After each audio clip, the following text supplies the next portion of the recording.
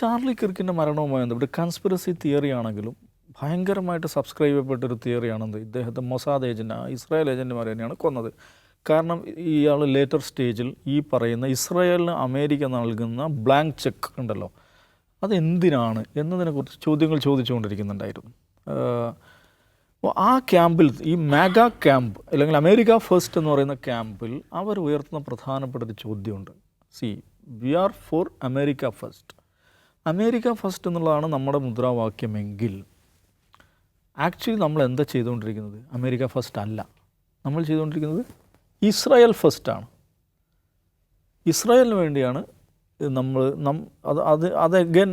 അത് വരുന്നതിൻ്റെ ഒരു സാഹചര്യം മനസ്സിലാക്കണം. ഈ ഗസയിലെ ജിനോസൈഡ്, വംശഹത്യ, അത് ഓഫ് കോഴ്സ് ഗസയിൽ ഒരുപാട് മനുഷ്യന്മാർ വേദന സഹിച്ചിട്ടുണ്ട്.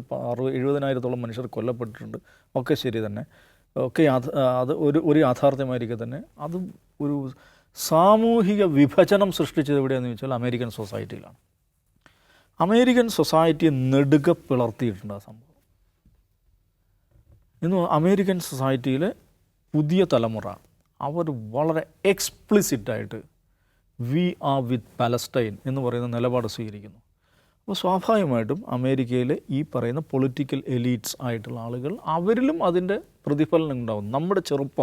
നമ്മുടെ ചെറുപ്പക്കാർ നമുക്കെതിരെ തിരിയുന്നു, നമ്മളോട് ചോദ്യങ്ങൾ ചോദിക്കുന്നു എന്നൊരു പ്രശ്നം അവിടെ വലിയ തോതിൽ അവിടെ വരുന്നുണ്ട്. അപ്പോൾ ഈ സാഹചര്യത്തിലാണ് എന്തിനാണ് നമ്മൾ ഈ പഴി കേൾക്കുന്നത്? ഈ ബ്ലഡ് ഓൺ യുവർ ഹാൻഡ് എന്ന് പറയുന്ന മുദ്രാവാക്യം എല്ലാവരും കേൾക്കേണ്ടി വരുന്നു. ഈ പറയുന്ന പൊളിറ്റിക്കൽ എലീറ്റ്സ് എല്ലാവരും കേൾക്കേണ്ടി വരും. എന്തിനു വേണ്ടി? നമ്മളാരെയും കൊന്നോ? ഒന്നും ചെയ്തില്ല. എങ്ങാണ്ടോ കിടക്കുന്ന ഈ ഇസ്രായേലികൾക്ക് വേണ്ടി, നെതന്യാഹുവിന് വേണ്ടിയിട്ടാണ് നമ്മൾ ഈ തെറി മുഴുവൻ കേൾക്കുന്നത്, നമ്മൾ ഈ കുത്തുവാക്ക് കേൾക്കുന്നത്. നമ്മളോട് ഈ ആളുകൾ ദേഷ്യം കാണിക്കുന്നത് എന്തിനാണ്? നമ്മൾ ചെയ്യാത്ത ഒരു തെറ്റിന് വേണ്ടിയാണ്.